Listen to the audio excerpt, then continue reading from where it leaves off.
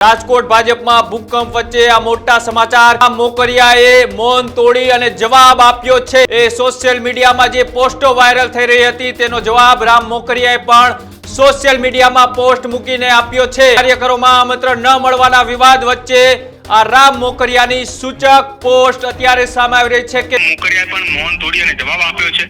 Ram મોકરિયાએ social media platform પર એક post કરી અને જવાબ આપતા કહ્યું,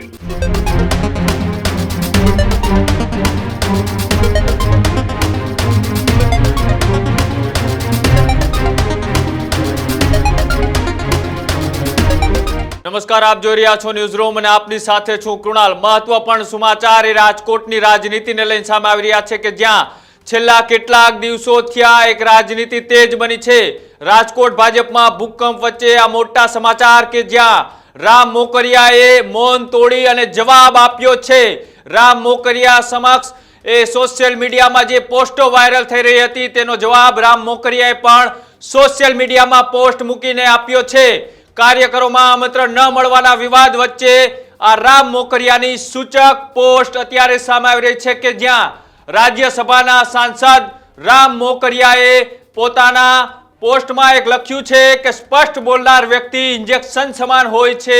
આવું રામ મોકરિયાએ પોસ્ટ લખી અને જે તે તેમના વિરોધીઓ હતા તેમને પોસ્ટ મારફતે જવાબ પણ આપ્યો છે। થોડો સમય દુઃખ પણ ફાયદા સમાન હોય છે તેવું પણ રામ મોકરિયા દ્વારા તેમની પોસ્ટમાં લખી અને જે પણ લોકોને આ લાગુ પડતું હોય તેમને આ જવાબ આપ્યો હોય તેવું લાગી રહ્યું છે। છેલ્લા કેટલાક દિવસો થયા રાજકોટના કોઈ કાર્યક્રમની અંદર રામ મોકરિયાને ન બોલાવવાની એક વાતો વહેતી થઈ હતી તેને લઈ હવે રાજકોટ જિલ્લા શહેર પ્રમુખ એવા માધવ દવે દ્વારા સ્પષ્ટતા પણ કરવામાં આવી કે આ મામલે કોઈ પણ અમે આ વાત મૂકી નથી, આ કોઈ લેખિત નથી કે આ ન તો કોઈ મૌખિક છે, આ માત્ર એક અફવા છે। પણ ખરેખર રામ મોકરિયા એ આખા બોલા નેતા છે। અનેક વખત તે જાહેર કાર્યક્રમ હોય કે પછી જનતાની વાત હોય તે પોતાનું નિવેદન એ આપવામાં એ જાણીતા મનાય છે। તેને લઈ અનેક વખત વિવાદો પણ થતા હોય છે। તેમ છતાંય રામ મોકરિયા તેમના બેબાક બોલથી જાણીતા છે। તેને લઈ રાજકોટ શહેરની અંદર કોઈ પણ કાર્યક્રમમાં રામ મોકરિયાને ન બોલાવવા, ન આમંત્રણ આપવું તેવી વાત વહેતી થઈ હતી। ત્યારથી રામ મોકરિયા એ મૌન હતા અને અચાનક આજે સવારે તેમને એક પોસ્ટ મૂકી અને આ પોસ્ટથી તેમને જેમના વિરોધીઓ હતા તેમને આ પોસ્ટ થકી જવાબ આપ્યો છે। જવાબ આપતા તેમને લખ્યું છે કે જે પણ કાર્યક્રમની અંદર જીવનમાં સ્પષ્ટ બોલનાર વ્યક્તિ ઇન્જેક્શન સમાન હોય છે। એ પછી દુઃખ લાગે એ દુઃખ લાંબા સમયે એ ફાયદાકારક સાબિત થતું હોય છે। આવું પણ રામ મોકરિયા લખ્યું હતું।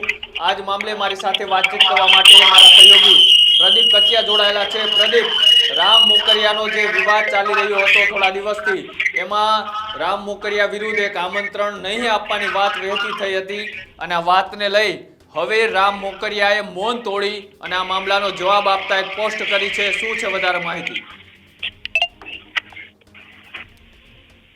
બિલકુલ કૃણાલ, છેલ્લા કેટલાક સમયથી ચર્ચાઓ તેજ થઈ હતી સોશિયલ મીડિયાની અંદર રાજકોટ ભાજપને લઈને વિવાદ અને વિવાદ જે સામે આવ્યો હતો એ વિવાદ અને વિવાદની વચ્ચે હવે સૌથી મોટા સમાચાર સામે આવ્યા।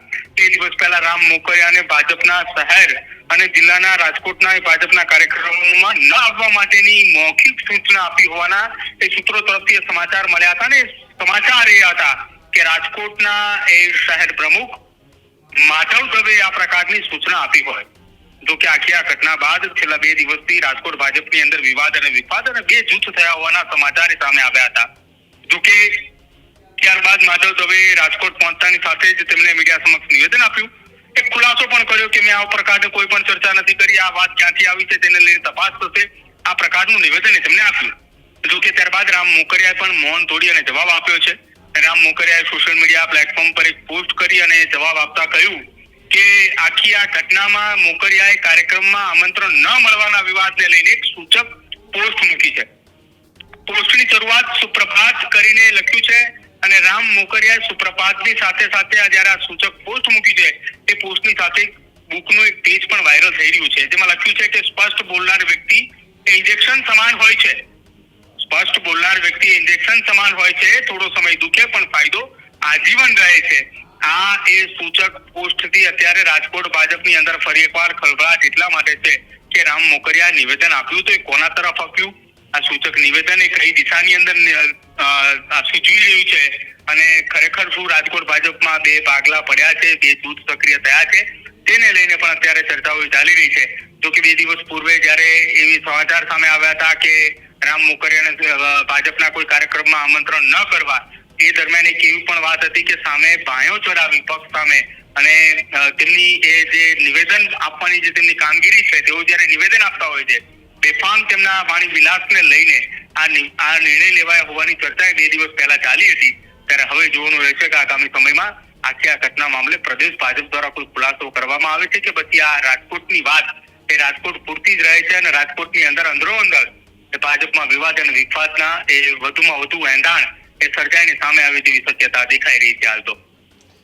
બિલકુલ પ્રદીપ, આભાર અમારી સાથે જોડાવા બદલ. તો જે રીતના રામ મોકરિયાને લઈ એ છેલ્લા 2-3 દિવસથી એ રાજકોટમાં ઘમાસાણ ચાલી રહ્યું છે, એ મૌખિક સૂચના આપી હોવાની વાત પણ સામે આવી હતી. ત્યારબાદ એ રાજકોટ શહેર પ્રમુખ એ માધવ દવે દ્વારા સ્પષ્ટતા પણ કરવામાં આવી.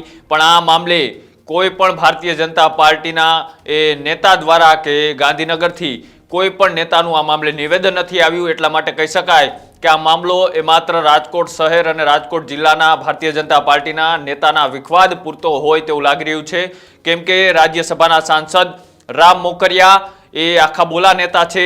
અનેકો વખત તેમનું નિવેદન એ ખૂબ ચર્ચાઓમાં રહેતું હોય છે અને તેના કારણે કદાચ પાર્ટી આવો નિર્ણય લઈ લીધો હોય, પણ કદાચ આ નિર્ણયને હજુ સુધી કોઈ સ્પષ્ટતા નથી આપી.